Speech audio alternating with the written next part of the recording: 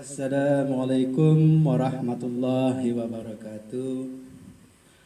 Alhamdulillahirabbil alamin wa bihi nasta'in wa 'ala umuri dunya waddin.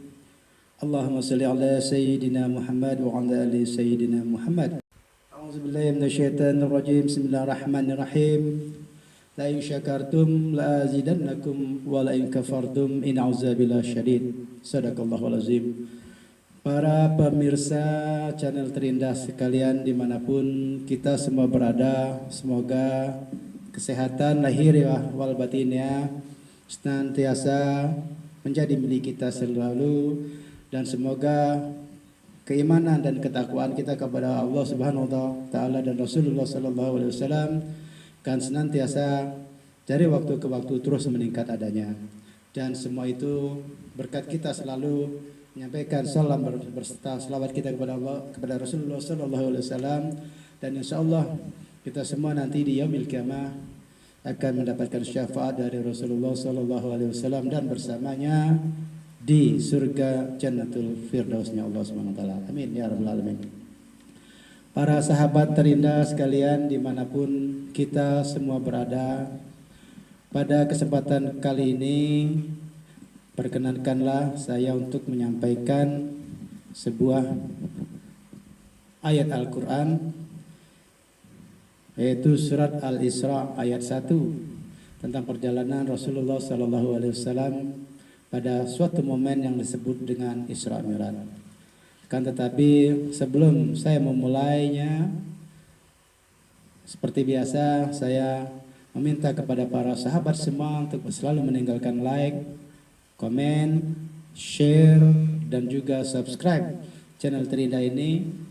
Kepada semua kita yang belum subscribe, dipersilakan untuk subscribe, dan insya Allah apa yang kita lakukan itu akan menjadi sebuah amal jariah bagi kita semua, karena kita telah menyebarkan syiar Islam, telah menyebarkan panji-panji Islami berupa ilmu-ilmu Al-Quran yang kita coba terapkan kepada masyarakat di sekitar kita melalui sharing atau menyebarkan channel YouTube ini kepada kawan-kawan kita semua.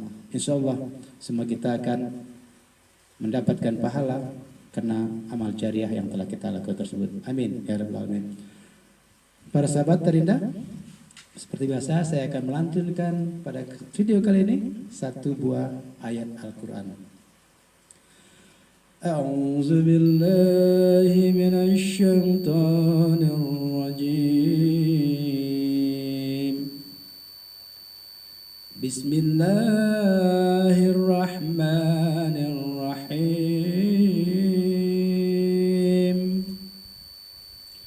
Subhanalladzi asra bi'abdihi laylan minal masjidil haram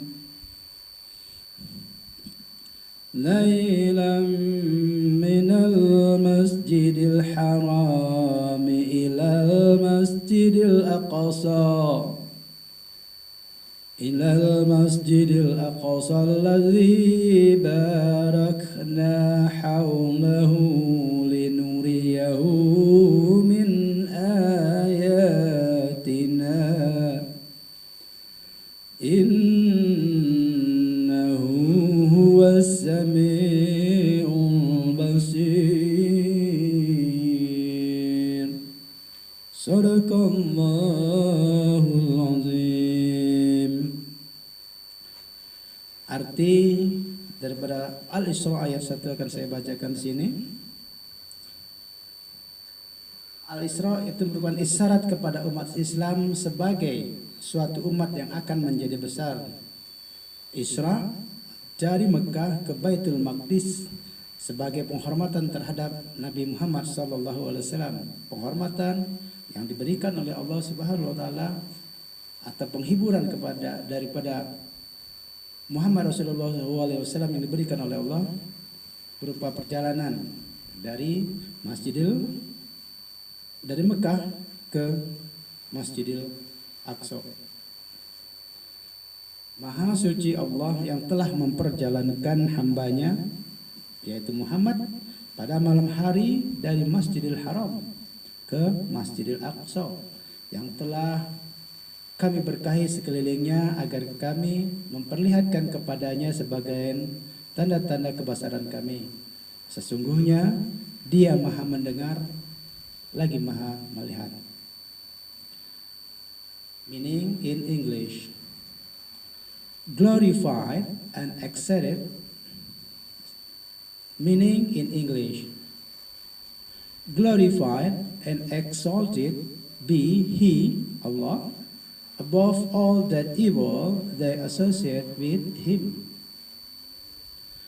who took His slave Muhammad sallallahu alaihi wasallam for a journey by night from Al-Masjidil Haram at Makkah to the farthest mosque in Jerusalem, the neighborhood whereof we have blessed, in order that we might show him, Muhammad sallallahu alaihi wasallam, of our ayah.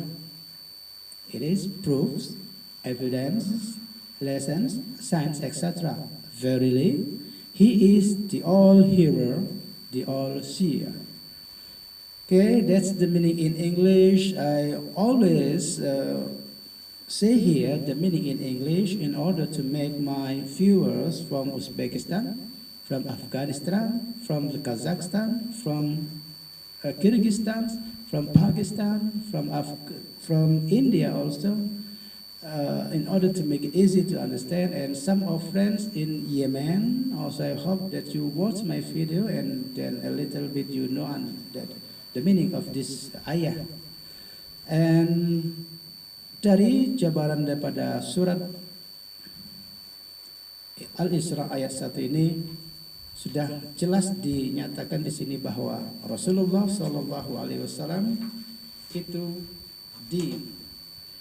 diperjalankan oleh Allah Subhanahu Wa Taala dari Masjidil Haram ke Masjidil Aqsa. Peristiwa Isra Mi'raj ini terjadi pada tahun ke-10 kerasulan Nabi Muhammad Shallallahu Alaihi Wasallam. Sebagaimana kita mengetahui bahwa pada usia 40 tahun Rasulullah Shallallahu Alaihi Wasallam diangkat menjadi Rasul, yaitu terjadi pada tahun 611. Dan ketika istri beliau dan Abdul Muttalib wafat, Rasulullah SAW dihibur oleh Allah Subhanahu Wa Taala dan diberikan suatu penghormatan yang besar untuk mengadakan suatu perjalanan dari Masjidil Haram ke Masjidil Aqsa yang dilakukan pada tahun 621 Masehi, pada masa 10 tahun masa kenabian Rasulullah SAW. Artinya 40 tahun yang akan menjadi Rasul plus 10 tahun usia Nabi pada waktu itu telah memasuki usia 50 tahun. Pada usia 50 tahun itulah baru Rasulullah SAW sebagai representasi umat Islam mendapatkan perintah dari Allah Subhanahu Wa Taala untuk melaksanakan sholat, yang mana saya sangat yakin para pemirsa semua mengetahui sejarah bahwa awalnya 50 rakaat, terus terjadi negosiasi dan negosiasi, akhirnya terjadilah menjadi 5 rakaat. Ini dengan alasan bahwa umat Rasulullah SAW itu tak akan mampu untuk melaksanakan 50 rakaat sehari semalam, karena Allah Subhanahu Wa Taala juga pasti sangat mengetahui bahwa di sela-sela 5 waktu itu umat manusia juga memerlukan ikhtiar untuk hidup di dunia, karena agama Islam itu menekankan kehidupan yang balance antara hablum minallah dan hablum minanas. Artinya tak mungkin 100% waktunya untuk beribadah sementara dia tetap tinggal di dunia, maka diberikan sebagian waktunya yang sangat besar, bagian waktunya untuk hidup di dunia itu untuk mencari nafkah dan menghidupi keluarga-keluarganya. Sehingga ibadah yang hanya 5 waktu itu kalau dikalkulasikan mungkin hanya sekitar 25 menit ataupun 30 menit dibandingkan dengan 24 jam yang kita miliki. Artinya dengan perintah sholat yang maksimum mungkin minimalnya 25 menit itu pun masih sangat sulit untuk bisa kita lakukan. Dan suatu peristiwa Isra Mi'raj ini merupakan suatu tonggak bagi kita semua untuk kita peringati dan juga untuk kita hayati dan juga untuk kita lakoni. Bahwa semua umat Islam itu sangat tahu bahwa Isra Mi'raj 27 Rajab itu merupakan hari peringatan penjemputan perintah sholat oleh Muhammad SAW ke Sidratul Muntaha untuk menghadap kepada Allah Subhanahu wa taala untuk menerima perintah salat 5 waktu secara langsung. Artinya, suatu perjalanan yang panjang yang dilakukan oleh manusia pada waktu itu yang belum pernah ada sebelumnya. Perjalanan secara horizontal dari Masjidil Haram ini merupakan satu perjalanan yang menunjukkan bahwa hubungan antara kita sesama manusia ini merupakan hubungan yang secara horizontal yang tetap harus kita jaga dan tetap harus kita bina. Jangan ada fitnah di antara kita selama hidup sebagai manusia dan selama hidup sebagai saudara kita sesama keturunan Nabi Adam sallallahu alaihi wasallam. Dan perjalanan yang secara horizontal ini memberikan pengertian kepada kita bahwa tetaplah hablum minan nas itu tetap selalu dibina. Sebagaimana kita ketahui bahwa Masjidil Aqsa itu merupakan Yerusalem yang mana juga terdapat agama-agama besar yang menjadikan Yerusalem itu menjadi tempat suci mereka, menjadi tanah suci mereka yang juga dilakukan ritual keagamaan setahun sekali bagi umat-umat agama lainnya. Dan sejarah yang menunjukkan seperti itu, mungkin kita juga merasa terheran-heran kenapa dari zaman ke zaman wilayah Israel, Palestina yang Yerusalem ibu kotanya itu selalu menjadi konflik yang besar dan sepertinya tanpa ada keputusan akhir, tanpa ada berhenti daripada sengketa-sengketa perebutan lahan. Dan mungkin kita tidak perlu merisaukan secara besar, tetapi sebagai umat Islam mungkin kita perlu sedikit memberikan dukungan moral seperti yang saya lakukan ini. Ini merupakan dukungan secara moral kepada rakyat Palestina yang menginginkan kemerdekaannya dengan cara memberi sal ini sebagai donatur kepada para syekh yang saat ini sedang berjuang berada di negeri Nusantara ini untuk memberikan bantuan-bantuan secara materi maupun secara moral kepada rakyat Palestina yang sedang mengusahakan kemerdekaan. Khususnya umat Islam merasa bertanggung jawab secara moral karena ada Masjidil Aqsa di sana. Dan juga di balik Masjidil Aqsa itu juga ada tembok ratapan untuk umat Yahudi dan juga sebagai satu tempat akhirnya daripada Nabi Isa alaihissalam. Subhanallah, satu tempat dengan 3 agama besar merasa memiliki secara religius yang sangat tinggi. Dan untuk itu saya mungkin melalui channel ini mengharapkan agama besar ini termasuk agama yang lainnya ada juga menempatkan Yerusalem sebagai tempat sucinya untuk mari kita sama tetap beribadah menurut agama dan kepercayaan masing-masing dan menjaga tempat suci yang sama-sama kita yakini sebagai tempat suci kita masing-masing, akan tetapi jangan sampai kita menghilangkan nyawa orang-orang yang berbeda agama. Sementara tempat sucinya pada titik yang sama tersebut di Yerusalem sama, di tempat titik yang sama, tempat suci yang sama untuk 3 agama besar yang berbeda. Akan tetapi dengan menjaga keutuhan yang seperti itu, insya Allah kita akan tetap hidup dalam damai. Tak ada perang, tak ada pembunuhan di sana, dan tidak ada kemelaratan yang diakibatkan oleh peperangan. Para sahabatku terindah, mari kita kembali kepada Isra Mi'raj bahwa perintah sholat Rasulullah SAW itu diambil langsung di Sidratul Muntaha untuk melaksanakan sholat 5 waktu. Namun apa yang terpenting dari inti daripada Isra Mi'raj ini, bahwa Rasulullah SAW menjalani Isra itu dari Masjidil Haram ke Masjidil Aqsa lebih daripada 1.200 km jaraknya, hanya sepertiga malam selesai. Kemudian melakukan plus dengan Mi'raj, yaitu dari Masjidil Aqsa ke Sidratul Muntaha. Artinya Rasulullah SAW telah melintasi sedikitnya ada 4 alam di sana. Alam yang pertama itu adalah alam nasut, yaitu alam jasad, berupa dari Mekah ke Baitul Maqdis atau Masjidil Aqsa di sana bertempat di Yerusalem. Ini merupakan perjalanan horizontal Rasulullah SAW. Alam jasad yang kita semua bisa melihat dan kita bisa juga menapak-tilasi kalau seandainya ada yang berkenan. Kemudian alam yang kedua yaitu alam malakut, yaitu alam para malaikat, di mana Rasulullah SAW dalam perjalanannya dari Masjidil Aqsa ke Sidratul Muntaha menjumpai sejumlah atau berbagai macam malaikat yang dia sapa pada saat perjalanan tersebut dengan berbagai peristiwa yang mengiringinya.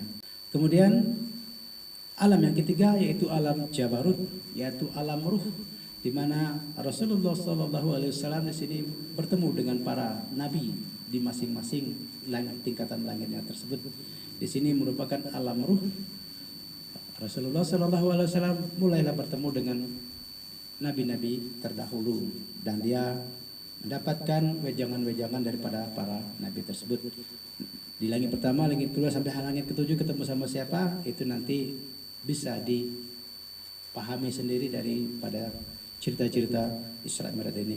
Kemudian yang keempat itu alam jahud. Alam jahud atau alam ars, disinilah singgasana Allah Subhanahu wa taala, dan tempat terakhir ini diyakini sebagai singgasananya Allah Subhanahu wa taala, dan sampai di langit ke-8 itu merupakan batas terakhir daripada Jibril untuk menemani Rasulullah SAW.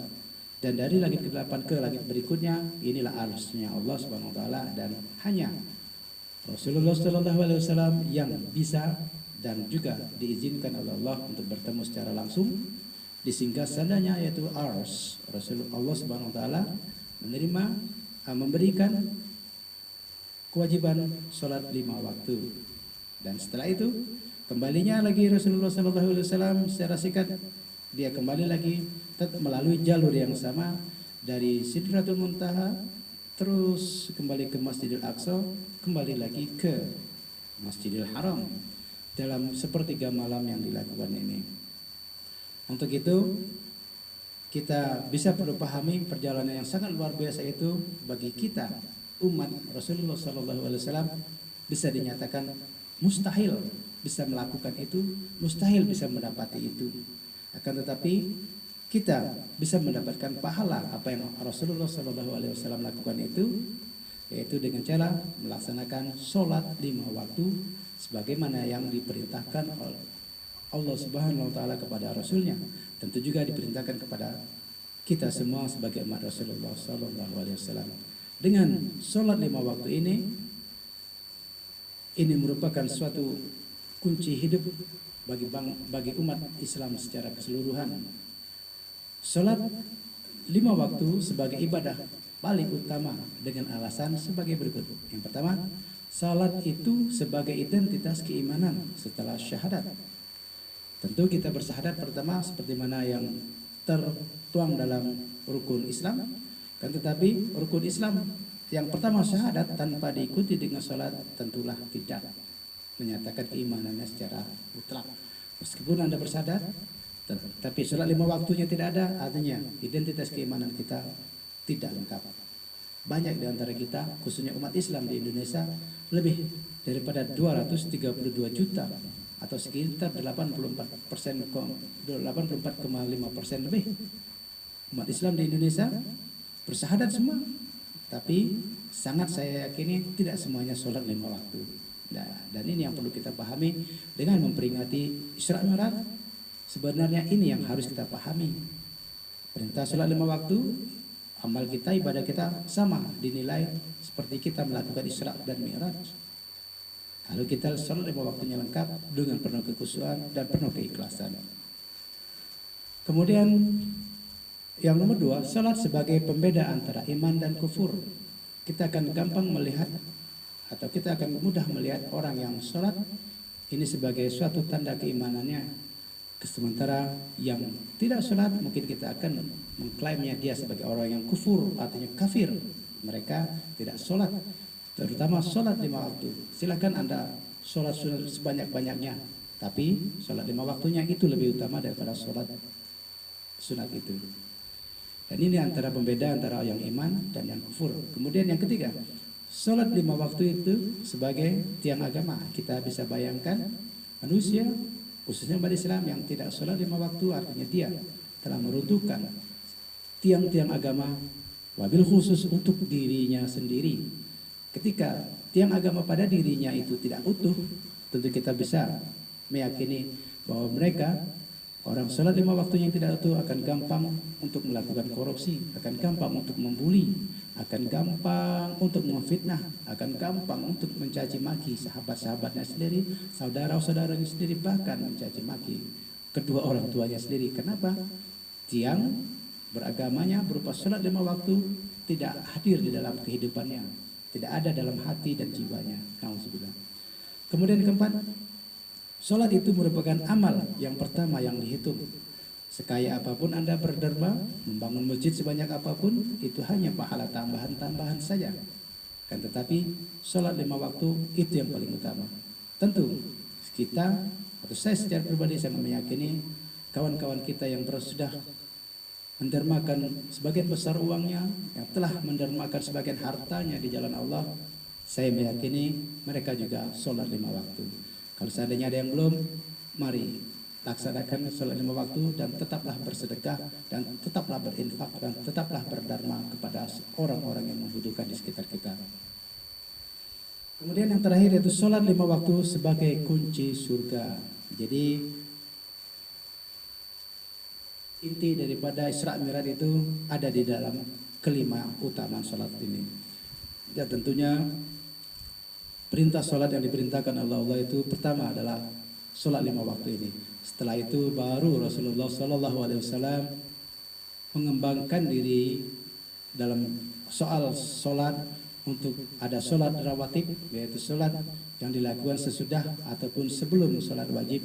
Kemudian ada sholat-sholat tahiyatul masjid dan sholat-sholat sunat-sunat lainnya, yang merupakan sholat-sholat sunat itu merupakan sholat yang pengembangan daripada sholat 5 waktu yang dilakukan oleh Rasulullah SAW dan diteruskan oleh para umat Islam secara keseluruhan. Tetapi tetap bernilai sunnah, yang wajib tetap yang 5 sholat ini. Para sahabatku terindah sekalian, melalui video yang sangat-sangat singkat ini, saya kembali menekankan kepada kita semua untuk kembali kepada khitoh kita sebagai umat Islam, bahwa sholat 5 waktu itu merupakan ibadah kasat mata yang bisa dilihat oleh semua orang. Akan tetapi pengambilan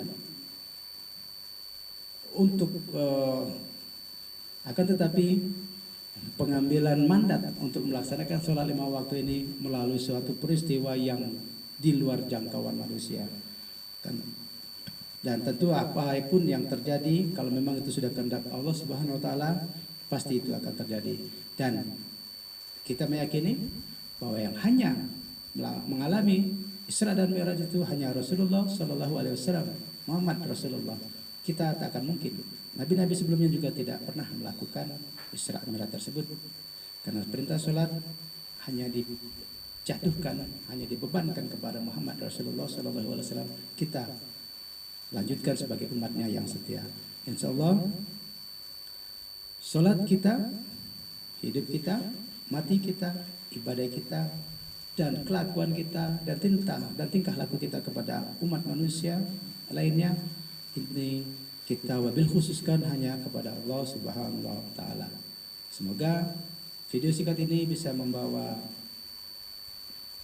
pembaruan, bisa membawa semacam pengertian baru bahwa kita, bahwa intinya adalah sholat 5 waktu harus tetap kita jaga, agar apa yang kita inginkan untuk meningkatkan derajat ketakwaan kita dari waktu ke waktu bisa meningkat.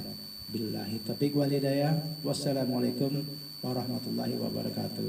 Terima kasih telah menonton video ini dari awal hingga akhir.